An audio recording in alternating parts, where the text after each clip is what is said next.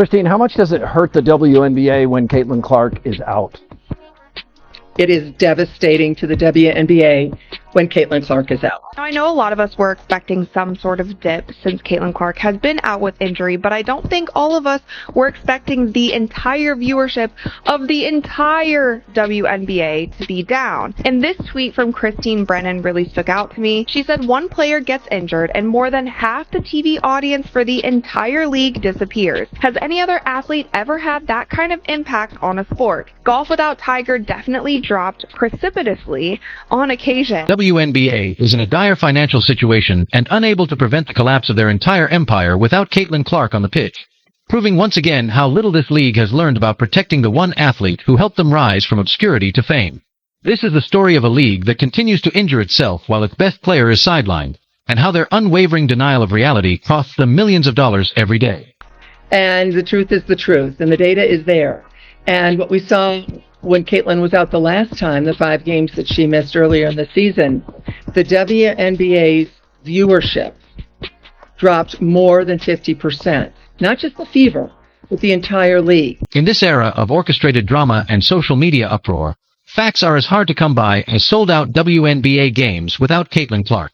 When Clark was sidelined on June 24th due to a quad injury, the league's glaring dependence on a single player came to light. We are seeing a rerun of what happened because she is currently sidelined for an unknown amount of time due to a groin injury. Quad injury jumped to her groin likely because of compensation. But the thing that you have to be careful of is if, say, you try to rush her back from this injury as well, then you're getting into this territory where a very serious injury can happen. That is what the Indiana Fever, that is what Caitlin need to avoid the best that they possibly can. So if it means that Caitlin is out for 3 weeks, if it means that she is out all the way through All-Star, then so be it. Nationally televised WNBA viewership dropped by an incredible 55%, from an average of 1.81 million when Clark played to just 847,000 without her, while Indiana Fever games had a 53% drop in viewership. However, this is the point at which the narrative becomes utterly ludicrous.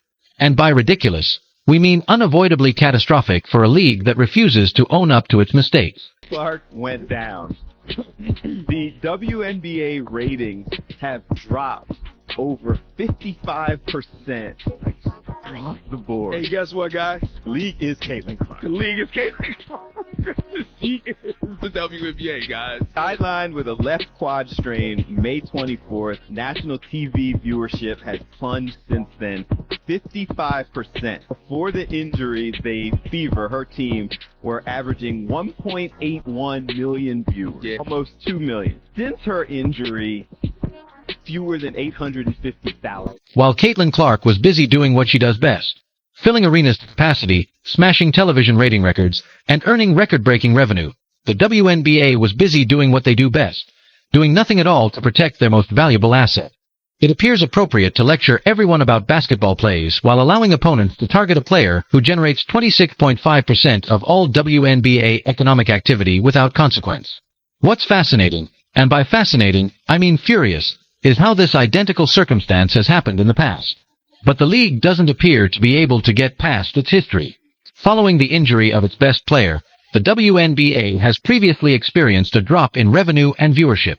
It's like seeing someone touch a hot stove, get burnt, and then immediately grab for it again while claiming they didn't realize it was dangerous. News is alarming for the league, and it's alarming for the league because this is such a crucial year for the WNBA. At the end of this season, the WNBA will go into CBA negotiations. If negotiations go well, then every single player in the WNBA has a much better chance of making so much more in their next contract. And that's one thing when you start thinking about how many people stopped watching when Caitlin Clark got injured. A lot of people stopped watching because they are boycotting the WNBA. They don't want to give viewership to any other teams or any other players, whether they like other players on the team or not, because of how the media and the league itself has handled Caitlin Clark and how they have treated her. Please subscribe if you think this is entertaining.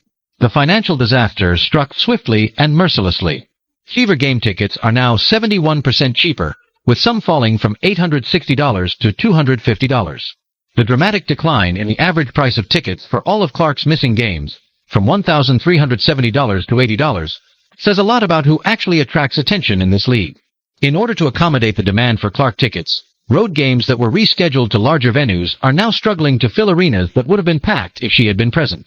Tickets for the Los Angeles Sparks Fever rematch, one of the most anticipated games of the season, fell from $210 to $95.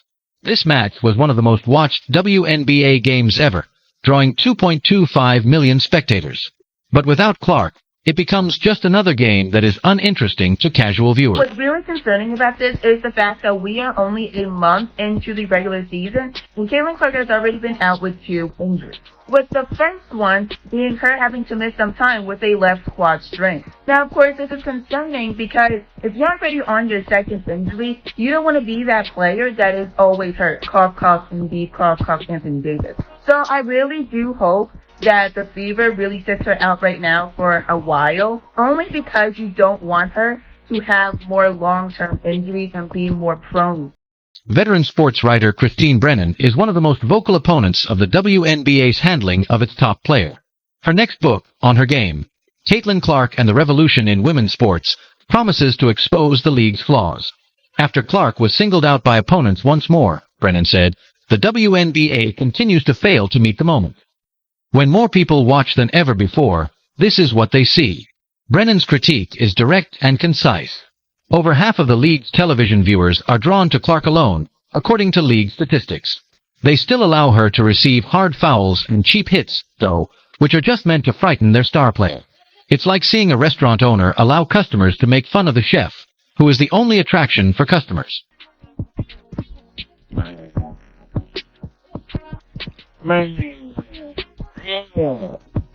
Congratulations to the WNBA.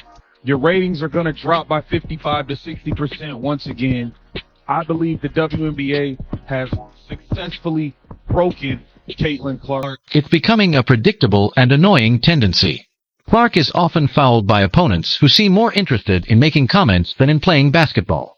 The Phoenix Mercury were responsible for 80% of the league's 30 egregious fouls on Clark, 5 of which happened in 2026. She is criticized for being unduly confrontational when she responds to the physical play. When she doesn't respond, she is criticized for being too sensitive. The league is unwilling to correct the situation in which there is no winner. Meanwhile, not just the Fever, but the whole WNBA ecosystem continues to suffer financial devastation. The league was already projected to lose $50 million this year. Despite the Clark-driven surge in popularity, those losses are growing at an alarming rate when she isn't performing.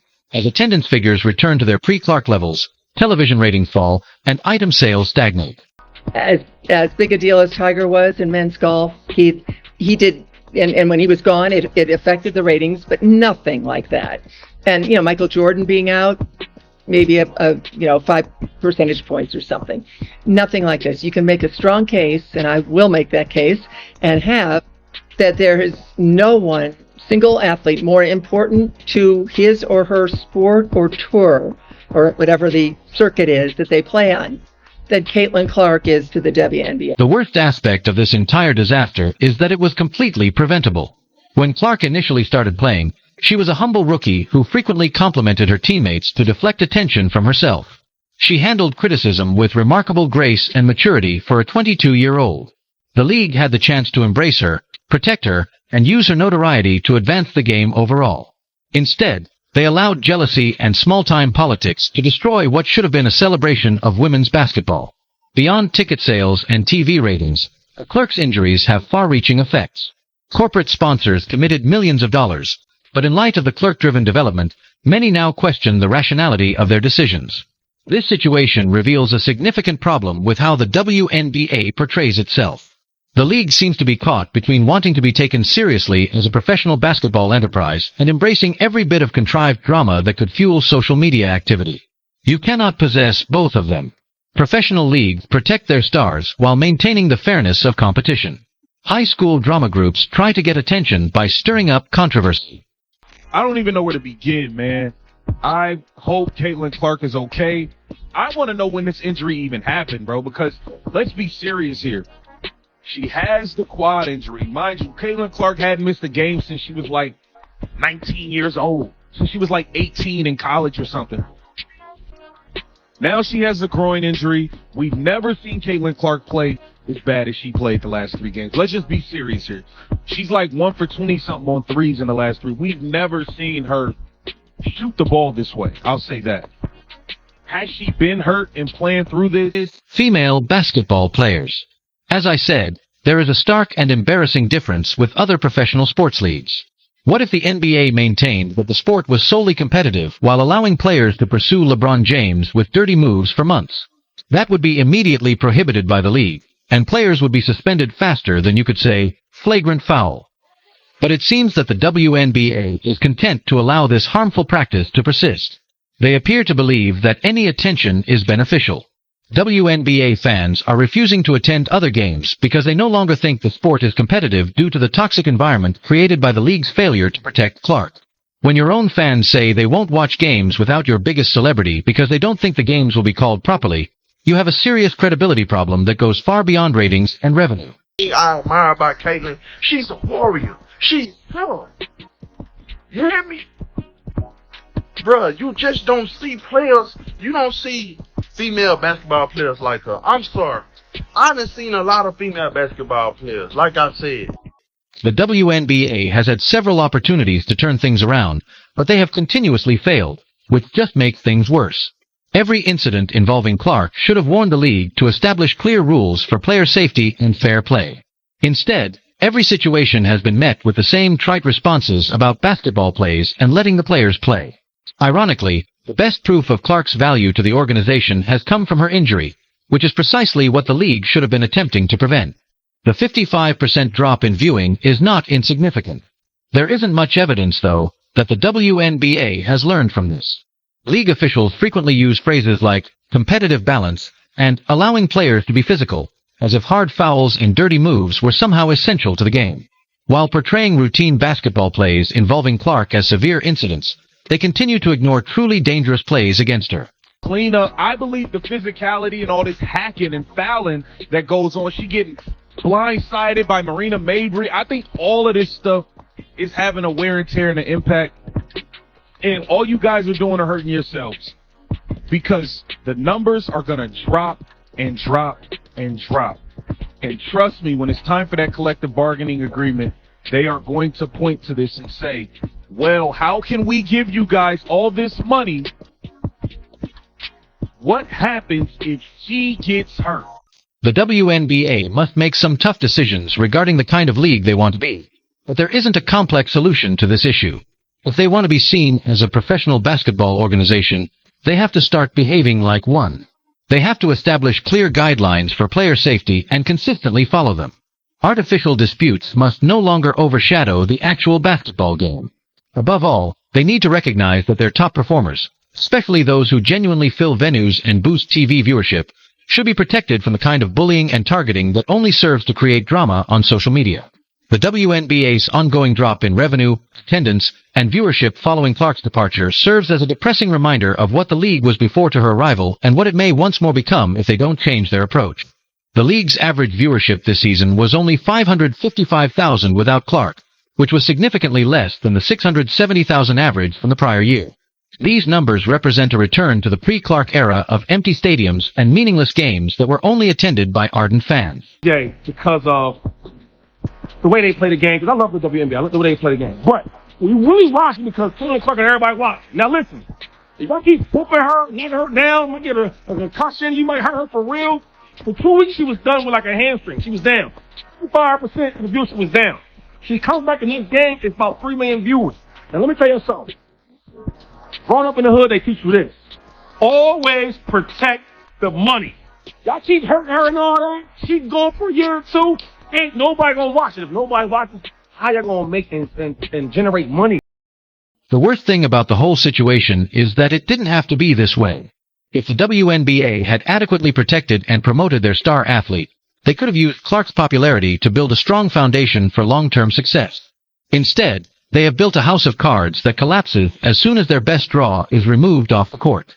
Until they figure out how to protect and advance the players who actually spark interest in their league, the WNBA will continue to go through these boom and bust cycles where the presence or absence of one star determines whether or not anyone bothers to pay attention. question is whether the WNBA will finally learn to protect their valuable commodity, or if they will continue this detrimental trend until they have squandered every opportunity that Clark's notoriety has provided them. It doesn't seem like the league is suddenly getting more sensible based on what we've seen thus far. Please share your thoughts in the comments section, subscribe, and enable all notifications so you don't miss anything. We'll see you in the next one after you click the video on the screen.